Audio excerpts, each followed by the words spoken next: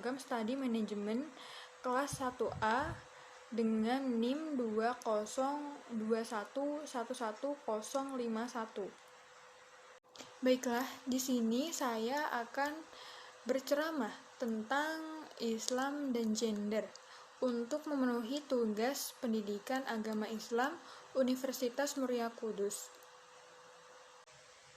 Assalamualaikum warahmatullahi wabarakatuh. Alhamdulillahirabbil alamin, wassalatu wassalamu ala asrofil anbiya wal mursalin wa ala alihi wa sahbihi ajmain, amma ba'd. Teman-temanku, marilah kita panjatkan puji syukur kehadirat Allah Subhanahu wa Ta'ala yang telah melimpahkan rahmat dan hidayahnya kepada kita semua, sehingga kita pada kesempatan ini dalam keadaan sehat walafiat dan tidak kekurangan suatu apapun.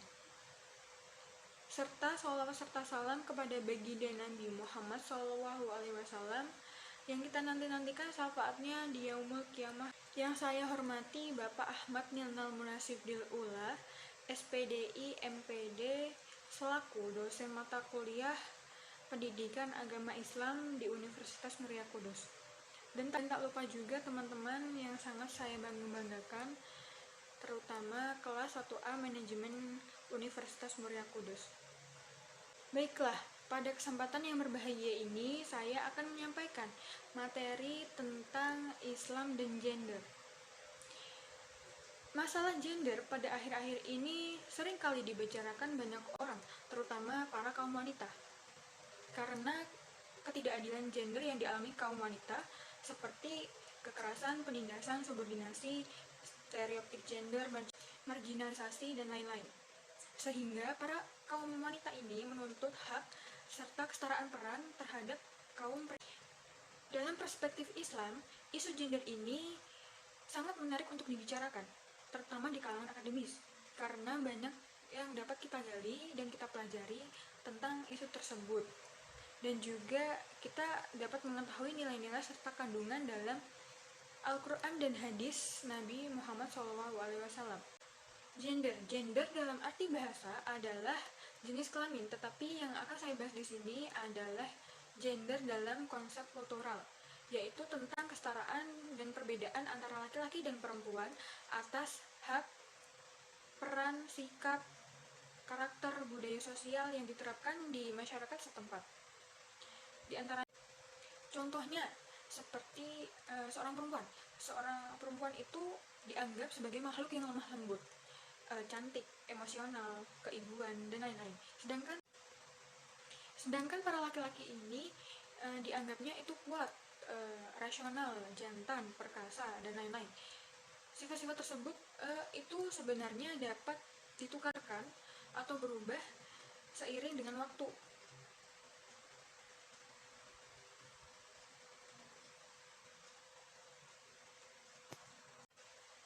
Agama Islam itu diyakini sebagai rahmatan lil alamin, artinya yaitu agama yang menebarkan rahmat bagi seluruh alam semesta. Contohnya, salah satu bentuknya yaitu pengakuan Islam terhadap keutuhan kemanusiaan antara perempuan dan laki-laki. Islam tidak pernah memberi keutamaan kepada jenis kelamin tertentu. Islam selalu mengedepankan konsep keadilan bagi siapapun tanpa melihat jenis kelamin mereka. Sebenarnya Islamlah yang telah membebaskan belenggu tirai perbudakan, kesamaan hak, dan tidak pernah mengedepankan atau menonjolkan satu komunitas saja. Gender dalam pandangan Islam itu sama-sama di hadapan Allah, tidak melihat jenis kelamin entah itu laki-laki ataupun perempuan. Tapi memang ada ayat yang menekankan bahwa para laki-laki atau suami ini adalah pemimpin para perempuan, yaitu istri, di surat An-Nisa ayat 34.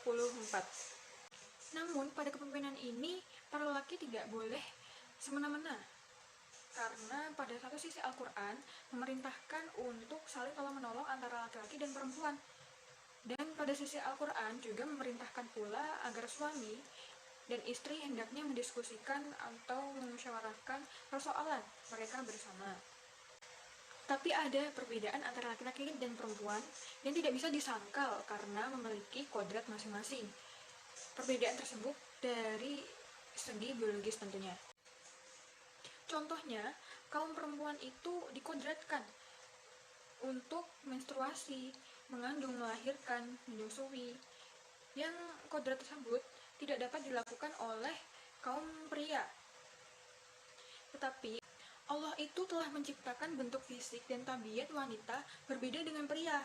Kaum pria itu diberikan kelebihan oleh Allah SWT, baik fisik maupun mentalnya itu lebih kuat dibandingkan fisik dan mental kaum wanita, sehingga pantaslah kaum pria atau pria tersebut menjadi pemimpin kaum wanita. Contohnya, kaum pria diciptakan oleh Allah memiliki kulit yang tahan akan panas matahari untuk mencari nafkah di luar. Sedangkan perempuan itu memiliki kulit yang rentang dan harus memakai perawatan-perawatan, sehingga secara nafkah asal keluarga itu tanggung jawab kaum pria. Dalam Islam, wanita itu atau kaum wanita itu sangat dihormati dan diangkat derajatnya dalam Islam. Contohnya, Nabi pernah berkata, hormatilah ibumu, baru bapakmu. Di sini bukan berarti bapak tidak dihormati, tetapi karena mengingat perjuangan dari seorang ibu yang mengorbankan nyawanya melewati fase-fase yang tidak bisa dilewati oleh seorang bapak atau digantikan oleh seorang bapak. Contoh penerapan kesetaraan gender dalam agama Islam. Contohnya ulul albab. Ulul albab tidak terbatas atas kaum pria saja, tetapi kaum wanita juga diperbolehkan. Artinya, ini perempuan itu sejajar dengan kaum laki-laki dalam potensi intelektualnya dan juga cara berpikir, serta kemudian mempelajari dan kemudian mengamalkannya. Laki-laki dan perempuan diberikan kesempatan serta hak-hak untuk berpartisipasi dan berperan pada kegiatan politik, hukum, sosial, budaya, pendidikan, pertahanan, keamanan, serta dalam menikmati hasil pembangunan. Allah itu telah menciptakan manusia dalam bentuk laki-laki dan perempuan untuk misi sebagai khalifatul fil ard, yang artinya memiliki kewajiban untuk menyelamatkan, memakmurkan alam sampai pada suatu kesadaran untuk menyelamatkan peradaban kemanusiaan. Dengan demikian, wanita dalam Islam memiliki peran yang komprehensif dan kesetaraan harkat sebagai hamba Allah serta mengemban amanah yang sama dengan laki-laki. Dan peran muslimah ini sangat-sangat strategis dalam Islam untuk mendidik umat dan memperbaiki masyarakat dan membangun peradaban. Jadi Allah itu telah menciptakan manusia dan makhluk lain itu mempunyai kelebihan dan kekurangan masing-masing. Oleh karena itu, mereka harus saling melengkapi dan berbagi tugas sesuai dengan kelebihan dan kekurangan masing-masing. Demikian ceramah yang dapat saya sampaikan pada kesempatan ini. Semoga dapat bermanfaat bagi kita semua. Amin ya rabbal alamin.